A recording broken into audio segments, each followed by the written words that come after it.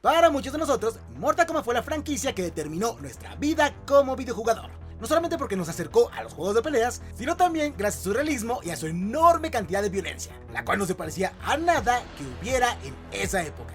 Esta cantidad exagerada de gore consiguió dos cosas. Una, que las madres pusieran el grito en el cielo, y dos, que nosotros quisiéramos más. Más de este tipo de contenido, el cual para muchos era estúpido y violento, pero del cual nosotros no podíamos tener suficiente. Así que ahora, 30 años después, y con la idea de Mortal Kombat 1, el próximo juego de la saga, nos dimos a la tarea de precisamente eso: encontrar ese contenido loco, violento y estúpido de esta franquicia, la cual, si bien a nosotros nos parece asombrosa, no se salva de tener sus tropiezos. Saludos, soy Caín de Game Oxygen, invitado especial de Atomic KO. Y antes de que entremos directamente al video, te invito a que nos des un like, lo compartas con tus amigos y te suscribas al canal, pues el día de hoy veremos los 7 momentos más what the fuck de todo Mortal Kombat. Comencemos.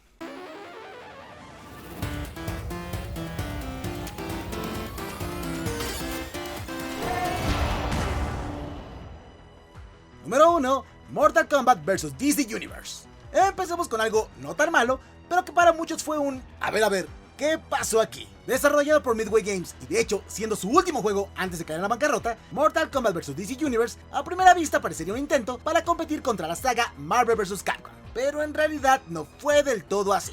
De hecho, la idea original de la gente de Midway era que los combatientes de Mortal Kombat se vieran las caras contra los peleadores callejeros del universo Street Fighter, lo cual, de haber ocurrido, hubiera sido el crossover más épico del mundo.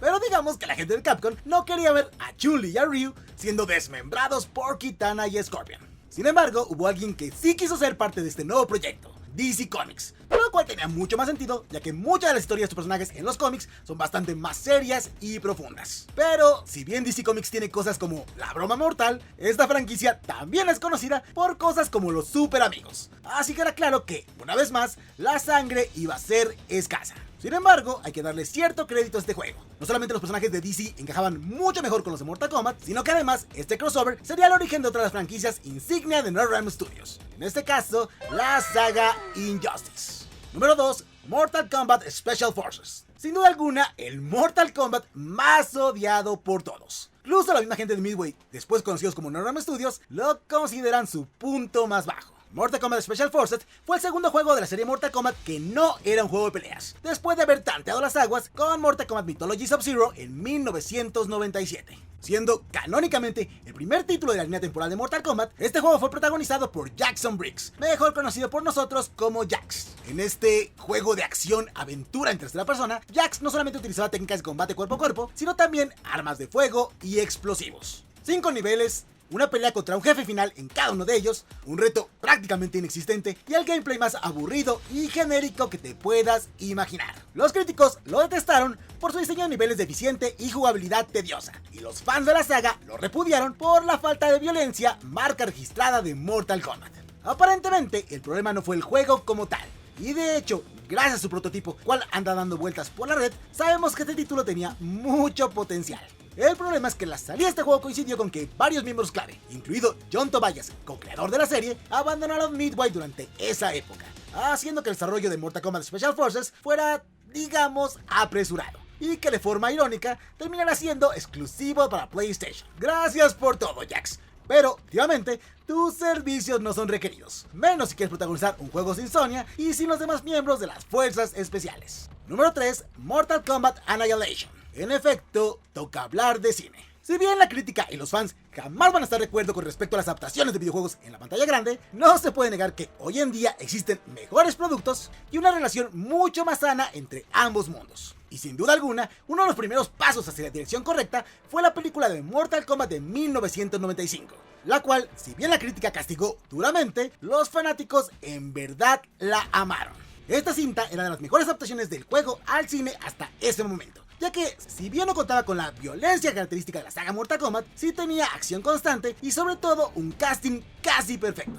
Las escenas de acción fueron tan memorables que hicieron que muchos ignoráramos las muchas licencias creativas que se tomaron al momento de hacer esta película. Lástima que no podemos decir lo mismo de su secuela, Mortal Kombat Annihilation, la cual fue lanzada 2 años después y que lo único que tiene de secuela es que al principio de la película nos dicen que lo es. Salvo Robin Shou y Talisa Soto, ninguno de los actores del film original regresaron. Además no teníamos al mismo director y lo peor, esos encargados de producción, esos que hicieron que la primera película se viera tan pro, aquí fueron sustituidos por personas que, parecería, era su primer día haciendo cine. La historia se tomó vacaciones, los efectos, tanto prácticos como digitales, parecían sacados del video musical de Hook on a Feeling de David Hasselhoff y las actuaciones eran dignas de un "felicidades, te humillaste solito". De hecho, ¿quieres jugar un drink game muy peligroso? Pon Mortal Kombat Annihilation y tómate un shot por cada detalle malo que notes. ¡Salud!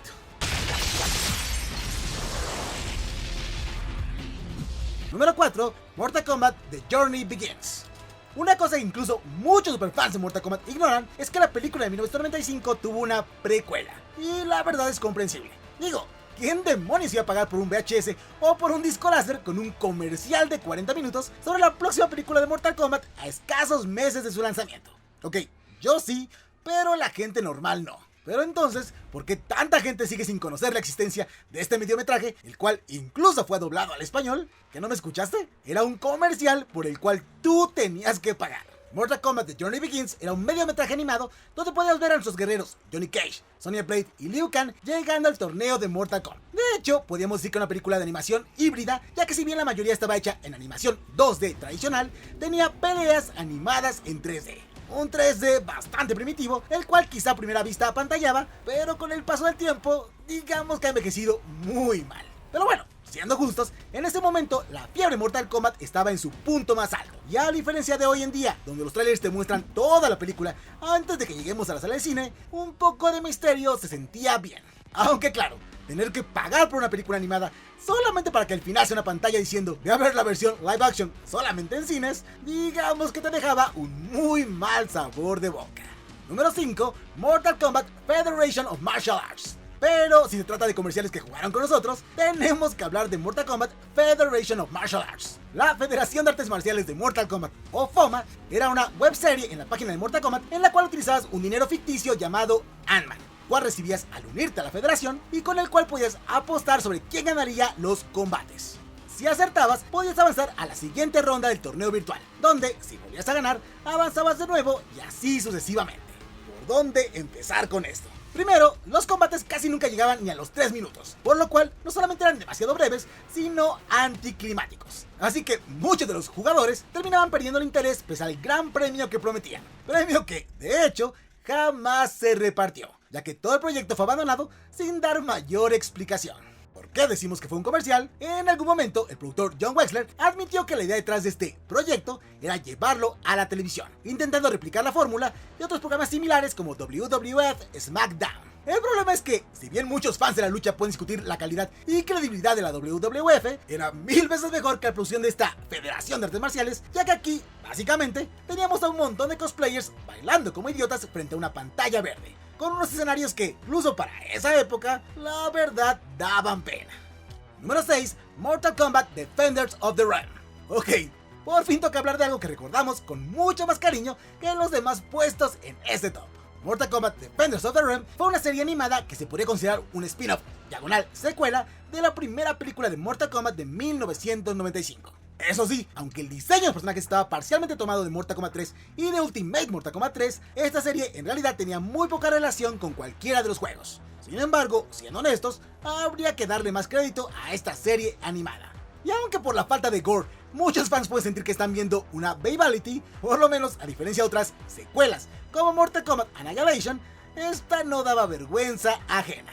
La personalidad de los combatientes se respetaba y además, para ser un producto supuestamente infantil, rescataba mucha de la acción de los videojuegos. Y por si no fuera suficiente, no debemos olvidar que fue aquí donde debutó uno de los villanos más peligrosos de la saga, el nigromante Quan Chi. Sí, incluso antes que en Mortal Kombat Mythology Sub-Zero. Si algún día estás navegando por la red o hurgando entre tus viejas cintas VHS y te encuentras con esa serie, siéntate frente al sillón, sírvete un rico plato de cereal y date una oportunidad para revivir tu infancia. Y número 7, Mortal Kombat Live Tour. Como ya lo mencionamos antes, a mediados de los 90, la fiebre de Mortal Kombat estaba a todo lo que da. Así que se buscaron todas las formas posibles para generar dinero con esta franquicia. Playeras, películas, figuras y todo tipo de mercancía en la que se pudiera poner el logo de la saga Mortal Kombat. Pero nadie nos preparó para esto.